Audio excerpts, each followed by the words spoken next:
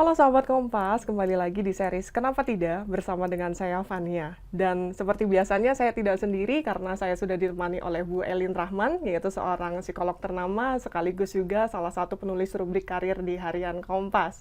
Halo Bu Elin, gimana Pagi, kabarnya? Fania. Pagi Bu, kabarnya gimana Bu? Baik. Baik Kenapa ya? tidak? Oh, kenapa tidak? Oke. Karena kalau saya lihat nih sekarang Ibu terlihat lebih sehat dan juga bugar daripada sebelum yang kita pernah ketemu sebelumnya ya Mungkin Bu ada ya. tambah 2-3 kilo. Oh, oke.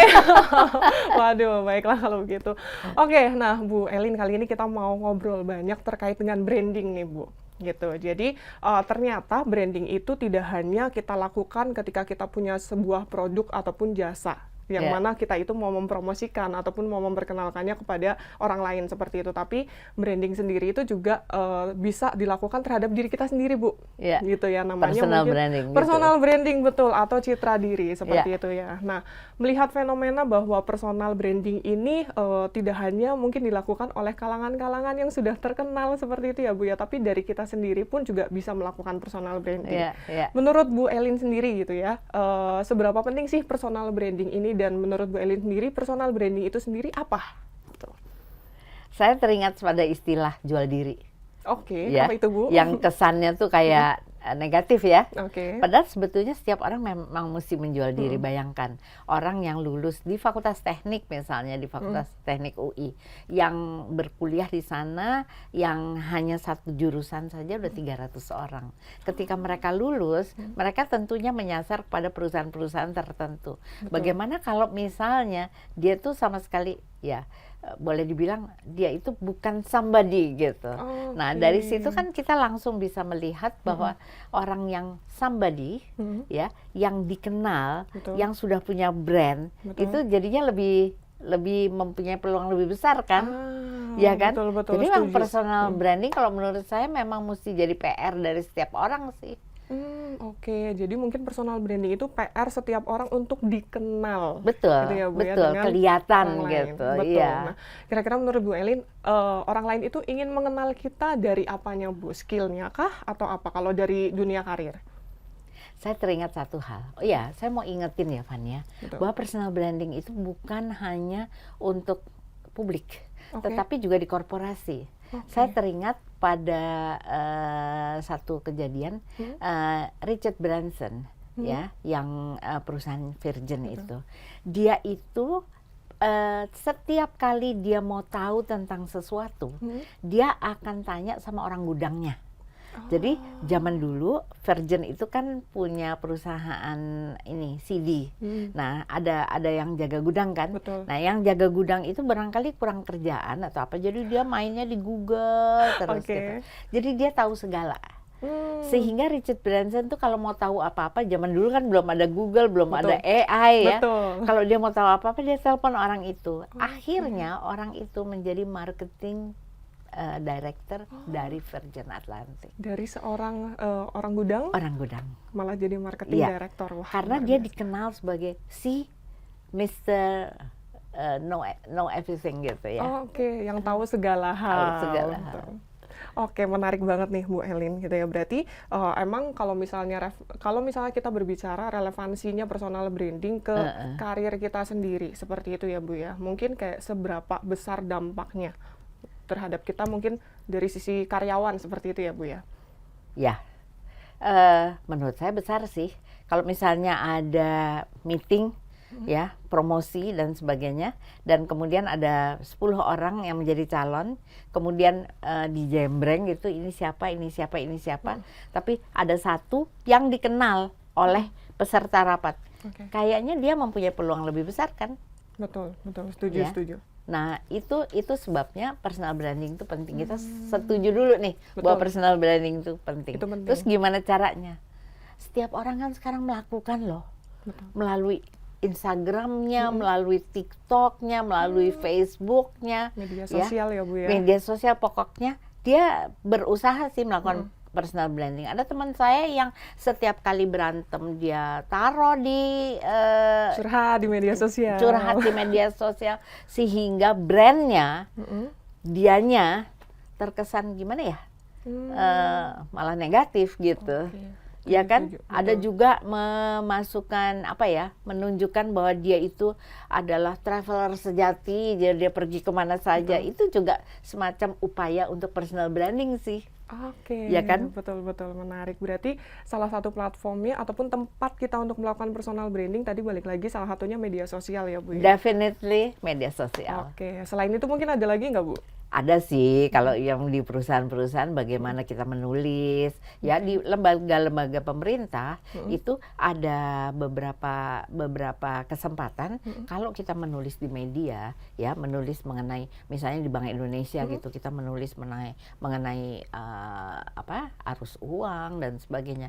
Nah, itu mendapat kredit dan itu adalah personal branding pribadi. Oke. Sebab dia tidak menaruh Bank Indonesia di situ.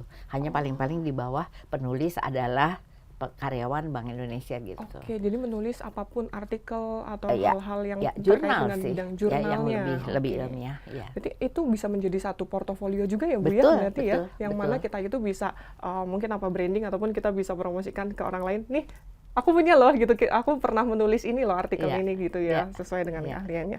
Oke, nah kemudian Bu, mungkin ini pertanyaan saya berikutnya adalah kira-kira karakter atau sikap dan juga versus keahlian atau skill gitu ya. Mana yang mungkin lebih dulu kita harus melakukan personal branding antara dua itu? Ya semua sih. Dua-duanya. Produk aja juga punya karakter kan. Oke. Produk tertentu, minuman tertentu kan juga ada karakternya. Betul. Nah, ini yang kita juga melakukan, yang mesti kita jual atau kita market, itu ya memang karakter karena biar bagaimanapun kompetensi itu sekarang semakin lama semakin soft yang diperlukan kan. Betul, betul. Yang hard skills lama-lama tambah diganti dengan komputer. Jadi yang soft skills Betul, ini yang setuju, diperlukan.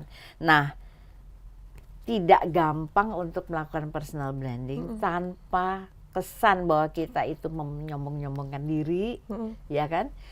Dibandingkan dengan produk. Kalau produk ya bisa kita melakukan itu.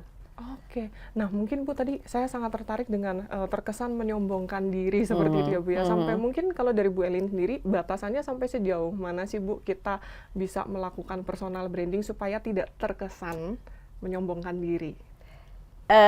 Kita mesti smart, ya, mesti ada pesan terselubung, ya, yang menjawab sebetulnya siapa kamu. Oke, Siapa siapa elu? kita, siapa aku gitu ya, siapa gue gitu ya Bu ya. Oke. Siapa kamu gitu. Nah, kita mau menampilkan diri sebagai siapa kamu, seorang yang ramah, seorang yang bersahabat, seorang yang pandai, ya, seperti halnya Mary Riana, tahu nggak? Tahu. Dia kalau nggak salah manusia sejuta rupiah manusia semiliar Oh, semiliar. semiliar rupiah kalau nggak salah ya. Dulu tagline-nya seperti itu. Nah, dia pandai sekali dalam menuliskan tagline itu sehingga ketika dia keluar sebagai pembicara dalam soal motivasi, soal segala sesuatu yang berkaitan dengan soft skill, masuk dia. Oke, menarik banget, betul sih karena Mary Riana sekarang juga dikenal sebagai seorang mungkin salah satu public figure di dunia karir, Ya. yang mana public speakingnya itu sangat bagus sampai dia Betul. punya sekolah gitu Ya, ya Bu ya, ya. sekolahnya sendiri. Nah, Ya. mungkin selain Mary Riana ada contoh lain nggak sih Bu yang mungkin sosok yang mana dia itu melakukan personal branding yang sangat tepat sasaran dan juga baik gitu? Kalau kita bilang Oprah ya, Oprah Winfrey. Oke. Dia itu sebetulnya melakukan personal branding dengan risiko besar. Karena dia hampir dalam pembicaraannya, hampir nggak setiap kali sih, sering sekali di dalam pembicaraannya, dia mengatakan bahwa dia itu pernah di-rape waktu dia masih kecil. Ya, itu risikonya besar sih. Seorang bisa melihatnya negatif, orang bisa bertanya-tanya. Namun ini dia manfaatkan dan dia twist dengan sangat bagus sehingga dia memang terkesan sebagai pribadi yang terjual nih, Betul. sebagai pribadi yang tough, yang kuat. Oke. Seru Berarti ya? mungkin bisa berdasarkan storytelling gitu ya Bu Betul, ya, berdasarkan storytelling. riwayat pribadinya. Riwayat pribadinya. Oke, menarik banget. Nah, kalau tadi kan kita sudah banyak bahas, oke, yang personal branding yang baik, personal branding yang menarik, personal branding yang mungkin tepat sasaran gitu ya untuk tujuan kita sendiri. Nah, kira-kira ada nggak sih Bu mungkin apa ya hal-hal ataupun personal branding yang sebaliknya, yang kurang baik? Contohnya itu. mungkin. Banyak sekali orang sekarang sering mengatakan bahwa di Instagram itu semua dunia itu semua kepribadian atau orang itu semuanya pura-pura bahagia, pura-pura kaya, pura-pura ya. Dan bahkan sekarang kekayaan itu menjadi budaya untuk dipamer-pamerkan, ya. Flexing ya Bu ya. Flexing. Apakah itu termasuk sebagai cara personal branding? Ya, ya. Betul. Namun demikian efektivitasnya ada yang dikejar pajak loh. Betul, sampai di penjara bahkan ya Bu ya. Seperti yang kita tahu. Iya. Jadi efeknya itu bisa kita perhitungkan. Sebetulnya yang paling pas adalah kalau kita sebagai profesional ya kita mesti lihat apa hobi kita. Hobi itu gampang sekali untuk personal branding. Misalnya ada seseorang yang memang senang sekali layar gitu. Nah, dia bisa nge-brand dirinya sekalian nunjukin otot-ototnya ya. Dan juga kemudian beralih ke tempat kerja, dia juga bisa menunjukkan bahwa dia juga tetap fit dan tetap bisa mengerjakan pekerjaan di kantornya dengan baik gitu misalnya. Yang bagi yang ibu-ibu ada yang hobi merajut, itu juga bisa jadi personal branding yang kemudian agak lain dari pekerjaannya, tetapi itu kemudian menyebabkan dia jadi dikenal oleh orang lain. Boleh. Oke, menarik banget. Berarti memang ada banyak cara dan ada banyak hal dari diri kita yang bisa kita brandingkan keluar seperti itu ya Bu ya. Nah mungkin ini sedikit cerita dan juga sedikit bertanya ya Bu ya. Apalagi mungkin menyuarakan Gen Z juga Bu, bahwa terkadang kalau misalnya di dunia karir dia itu ingin melakukan personal branding, mungkin ambil contoh saya gitu ya. Saya seorang lulusan psikologi dan juga seorang HR, tapi saya juga punya hobi ataupun mungkin bisa dikatakan pekerjaan sampingan di luar itu sebagai contoh event management gitu ya Bu ya, atau mungkin sedang belajar sosial media dan lain sebagainya. Dan kadang Gen Z ini bingung, oke, kalau misalnya aku melakukan personal branding harus spesifikkah hanya psikolog dan HR-nya yang relevan dengan pekerjaan, atau saya bisa melakukan personal branding di semua area yang saya lakukan itu Bu? Menurut Bu Elin sendiri. Sebetulnya kata kuncinya sih karya. Oke. Apakah kita di HR, tadi kan Anda punya proyek anak magang. Betul. Berfotolah sama 30 anak magangmu itu. Ya, itu kan lucu gitu. Ini adalah anak asuhku atau apa gitu. Itu adalah personal branding yang bagus terkait dengan pekerjaan. Namun demikian, apabila kebetulan Tania sedang melakukan EO, jangan lupa diliput. Ya, dan mengatakan bahwa itu adalah hasil karyamu. Gitu. Kadang-kadang orang get confused. Ini anak apa sih minatnya? EO atau HR, gitu ya. Nah, itu yang kita seimbangkan. Oke, menarik. Berarti memang personal branding itu nggak hanya apa yang kita punya atau kekuatan kita, tapi juga karya yang kita hasilkan. Oke. Nah, mungkin kembali lagi nih Bu, terakhir dari saya sendiri, bahwa kalau misalnya kita ngomongin personal branding di dunia karir atau dunia kerja seperti itu, sebenarnya apa saja sih Bu dampak positif dari personal branding ini terhadap kita sebagai karyawan atau kita sebagai si pencari kerja?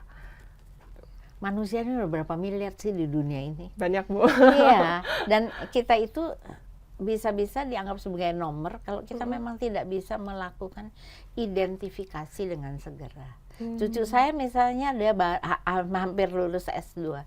Dia selalu mempertanyakan, ya siapa aku? Ya siapa? Ya, aku akan bertanya, ya siapa? Siapa kamu? Ekspresikan dirimu. Oke.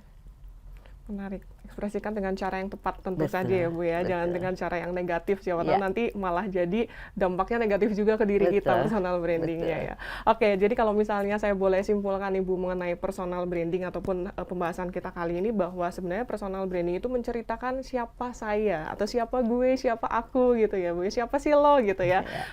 Terlepas dari itu untuk pekerjaan, untuk karir, atau untuk hal lainnya seperti itu ya Bu. Dan yang mana personal branding itu kita wajib untuk mendokumentasikan atau memberikan satu karya untuk bisa dikenal dengan orang lain seperti itu. Benar ya Bu ya? Atau mungkin Ibu mau menambahkan? Ya, jadi siapkan kalimat-kalimat.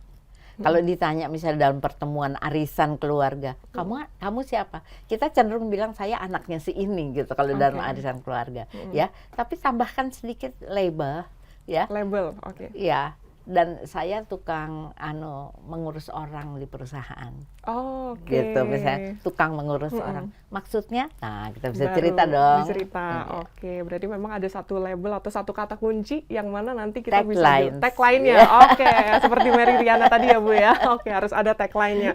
Oke, baiklah kalau gitu mungkin itu saja Bu Elin untuk pembahasan kita terkait dengan personal branding. Jujur sangat menarik banget Bu, karena memang ini adalah satu hal yang sangat penting untuk diri kita sendiri supaya dikenal oleh orang lain dan mungkin apa ya, bisa outstanding mungkin ya Bu ya, di antara miliaran manusia yang ada di bumi ini, seperti itu. Oke, nah teman-teman, demikian series Kenapa Tidak kali ini, dan semoga apa yang sudah saya dan juga Bu Elin bicarakan ataupun bahas pada hari ini bisa menjadi insight dan juga mencerahkan sahabat Kompas semuanya. Oke, sampai bertemu lagi di series Kenapa Tidak selanjutnya. Bye-bye.